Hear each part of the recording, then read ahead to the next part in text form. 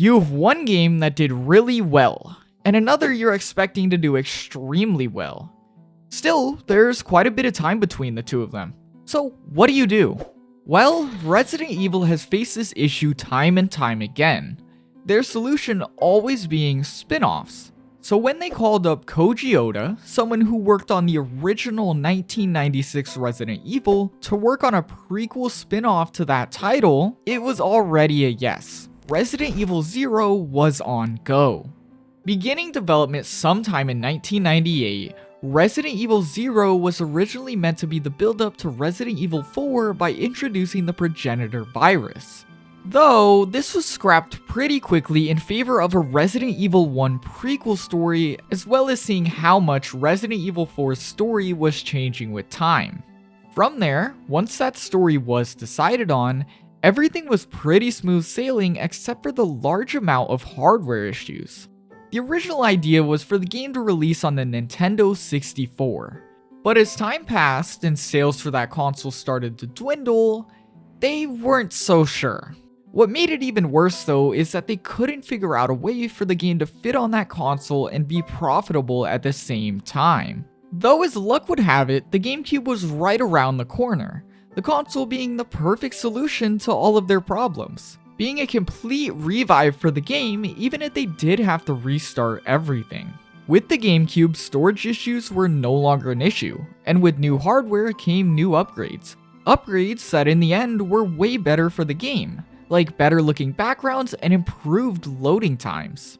Eventually, what was meant to be a 2000 release became a 2002 release, right behind the hugely popular Resident Evil remake. And the rest is history. Resident Evil 0 released a pretty positive reception, giving fans of the original Nightmare, that had only come out a couple months ago, another dream, one potentially even more terrifying than the first. It began as a simple investigation of some bizarre murders in the suburbs of Raccoon City. Nothing in our training could ever have prepared us for the nightmare that ensued. We never stood a chance. 0 begins in a forest, in a similar situation to the 1996 game where the helicopter also goes down in the beginning. This doesn't just happen, especially in an area this critical. It leads to uneasiness, as someone definitely did something to that helicopter. But this doesn't stick out to our characters at all. It was only really to make us, the player, uncomfortable.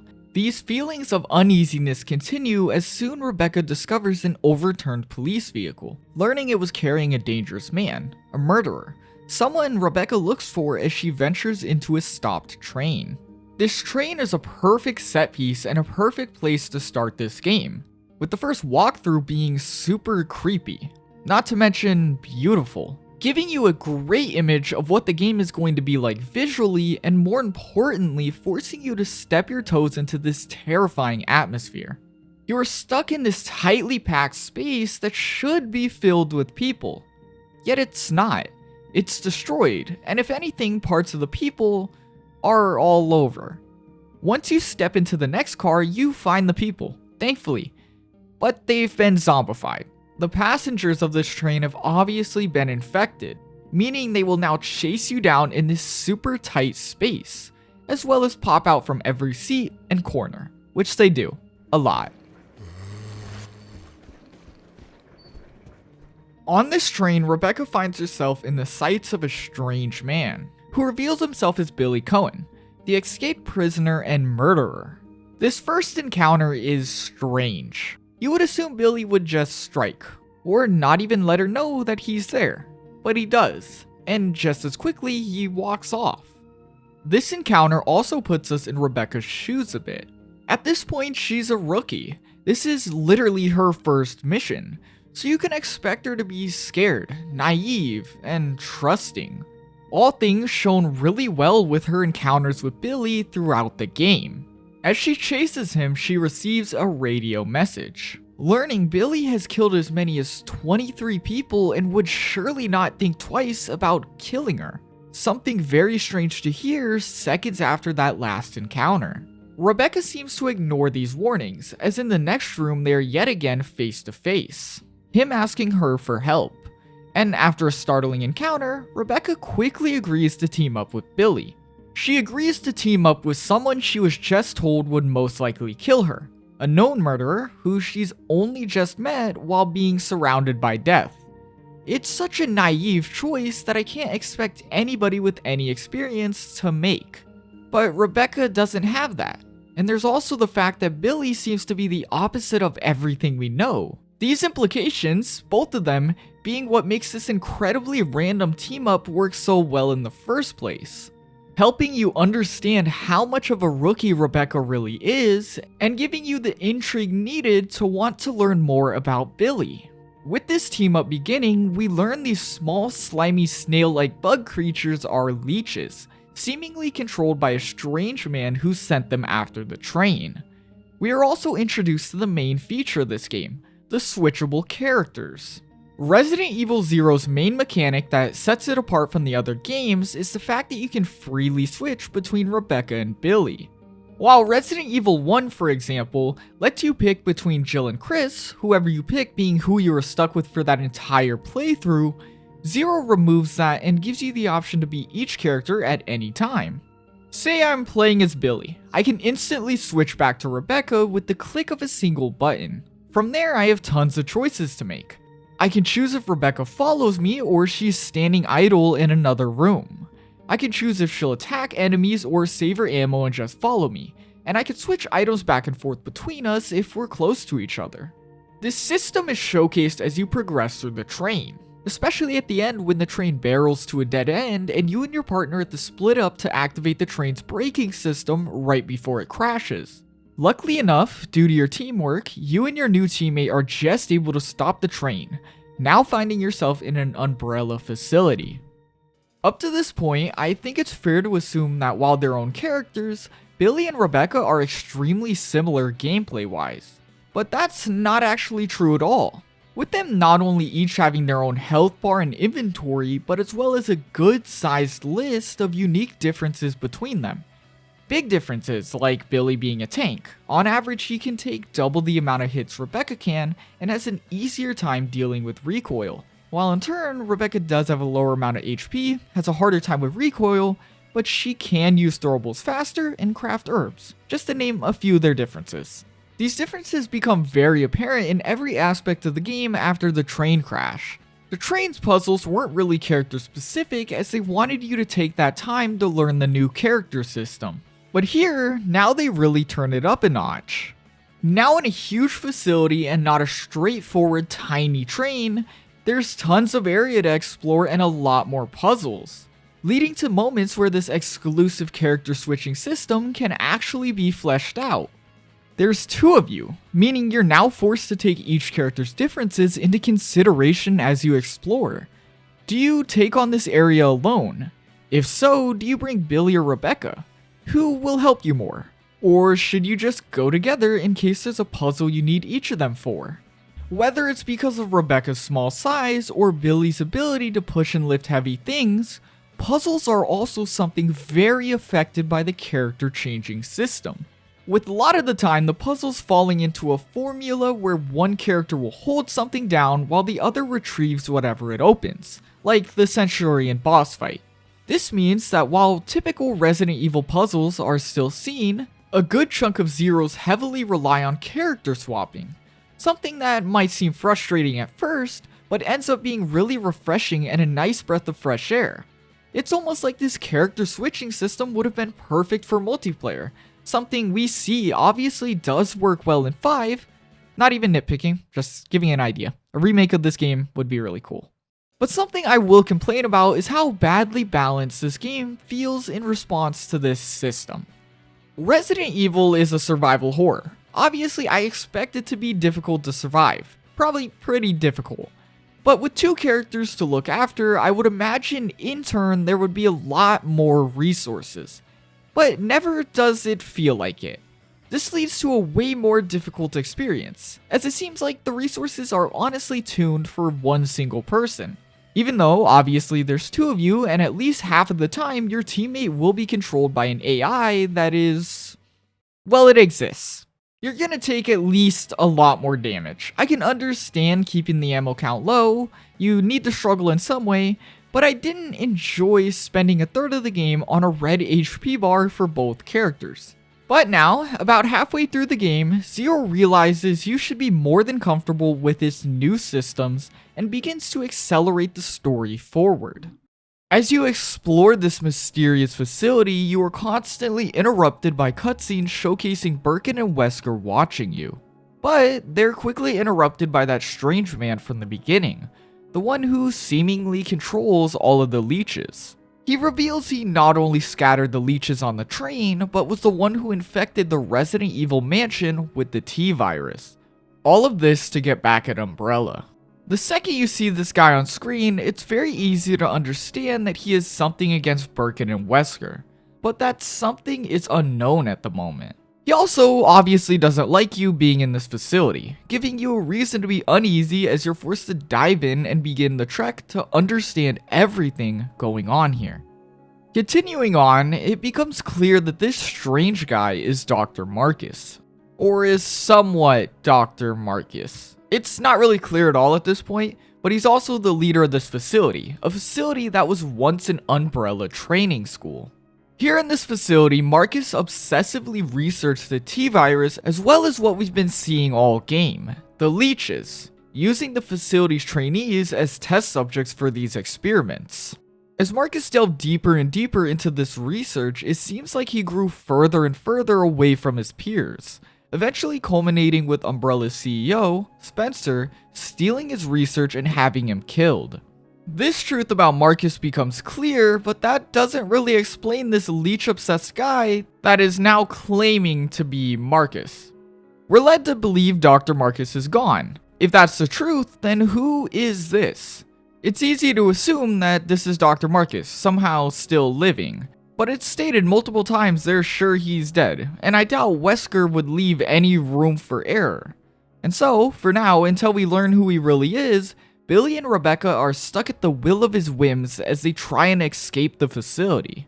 Soon, after a close call with death at the hands of the monkey-like creatures the leech guy released, Rebecca is saved by Billy yet again. In a scene that mimics the opening, Rebecca receives a call on the radio, yet again reminding her of how bad of a guy Billy apparently is. But again, just like the opening, she covers for him.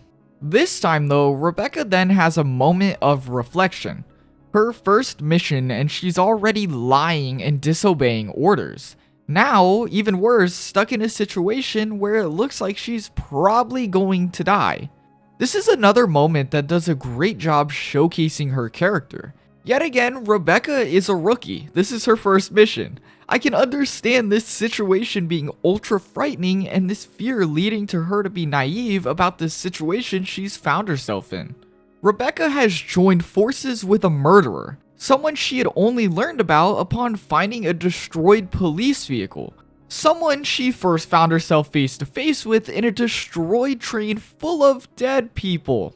Someone mere you would definitely not be comfortable around one bit if we knew everything she knew. This is a very naive situation with a person she should not be trusting one bit that could easily make this situation even worse for her.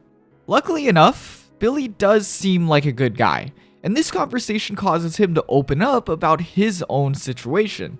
Billy was a soldier, his unit being on a mission that went bad due to lack of information. His leader couldn't take that though and didn't want to return empty-handed. This led to the group taking this out on an innocent village, with Billy being the only one who apparently spoke up about how wrong this was. And even though not explicitly said, it leads to the assumption that they probably completely framed Billy for this massacre.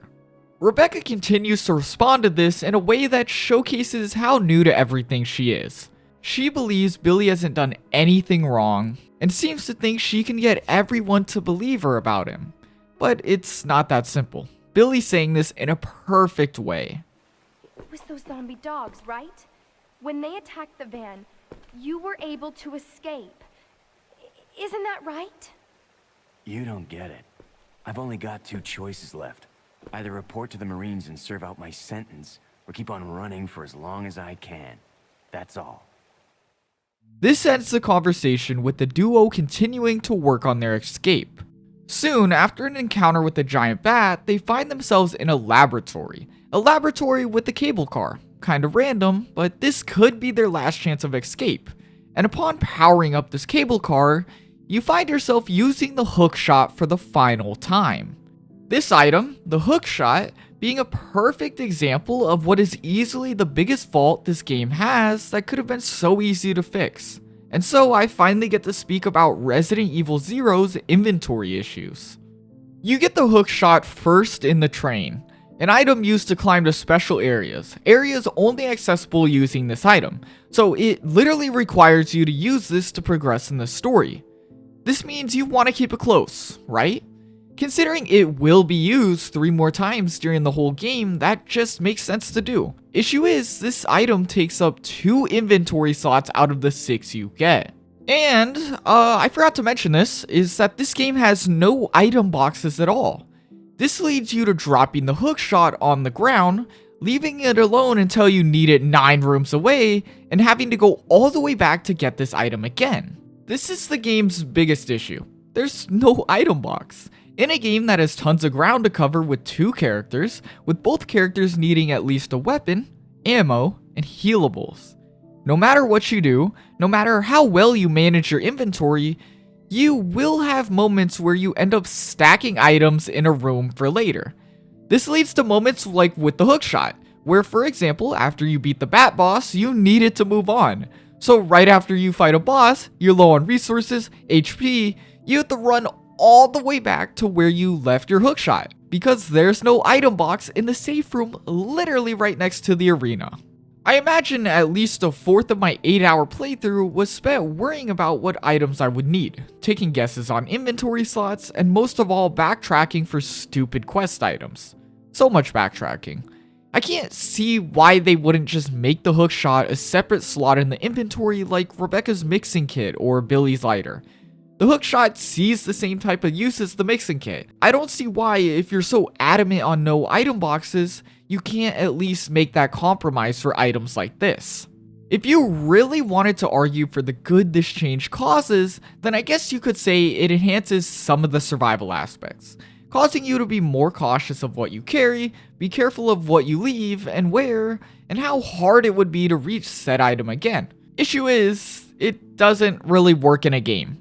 I mean, it does, but it doesn't in making a game feel playable, and in turn fun. It's all about convenience. The item box was never meant to be a realistic addition, but a solution to problems they never wanted people to worry about. Losing items, frustrating backtracking, accidental softlocks, things like that. If anything, removing the item box in this game proves that that system has more solutions than problems. But frustrating choices aside, it's finally time to take the cable car and escape, and so...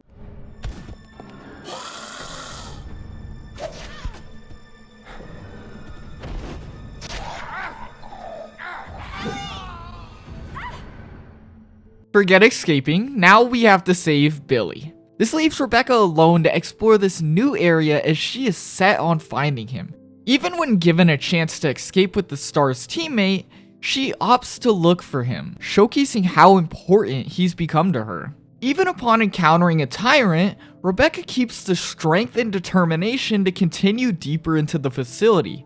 Eventually, she does find Billy, who had been lucky enough to land nearby and in water, and is able to get him back up so they can work together on their final escape. Meanwhile, we see Leech Freak continuing his monologue.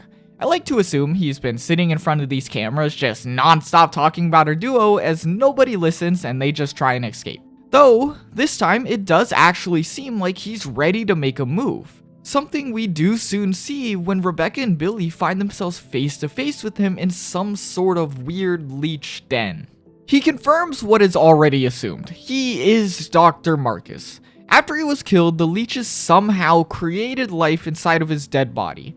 It's not well explained, but this somehow led him to being a leech freak. It's never explicitly said if he is like the leech's conscience or if he's more Dr. Marcus resurrected by them. I mean, it seems like it's Dr. Marcus speaking, but he seems dumb like a leech. So, anyways, this encounter sucks. Nothing in this game has made me scared of this guy at all.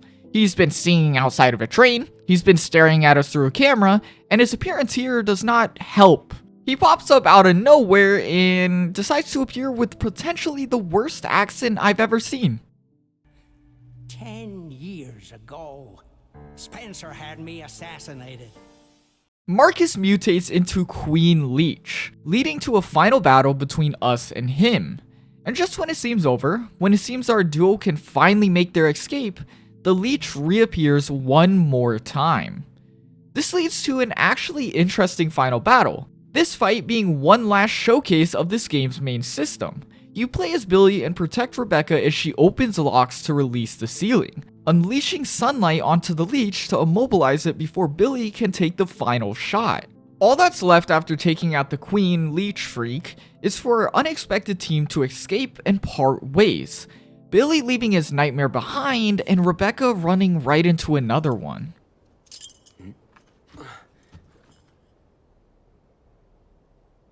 I guess it's time to say goodbye.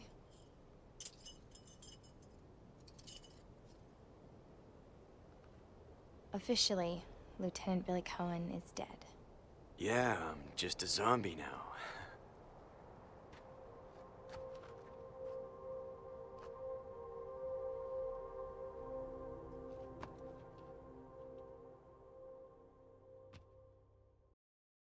But hey, we're not done yet. Upon beating the game for the first time, you unlock Wesker Mode and Leech Hunter. While neither of these modes are life-changing, more specifically Leech Hunter, I just really want an excuse to talk about this Wesker Mode.